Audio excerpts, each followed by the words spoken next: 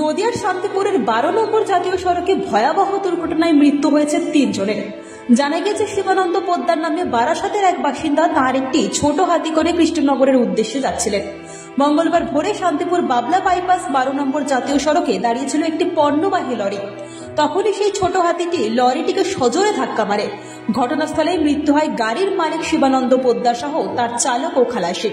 ওই দুই মৃত ব্যক্তির নাম সুব্রত বিশ্বাস ও রবীন ঘোষ। ঘটনাস্থলে এসে পৌঁছায় শান্তিপুর থানার পুলিশ। সূত্রের খবর, শিবানন্দ পোদ্দারের পরিবার এসে মৃতদেহগুলিকে শনাক্তকরণ করে। অন্যদিকে মৃতদেহগুলিকে মর্গে ময়নাতদন্তের জন্য পাঠানো হয়েছে। পুলিশের প্রাথমিক অনুমান, কুয়াশাচ্ছন্ন থাকার কারণে এই ধরনের দুর্ঘটনা ঘটেছে। একজন বাড়ি বারাসাত, একজন বাড়ি গাগনাপুর, একজনের বাড়ি হচ্ছে সোনাডাঙ্গা। আচ্ছা, কি জানতে পেরেছিলেন? আমাদের এখানে ফোন যায় 5:30 নাগাদ যে গাড়ি অ্যাক্সিডেন্ট হয়েছে। আমরা তখন জানতে পারি, আমরা ওখান থেকে তাড়াহুড়ো করে চলে আসি শান্তিপুর থানা।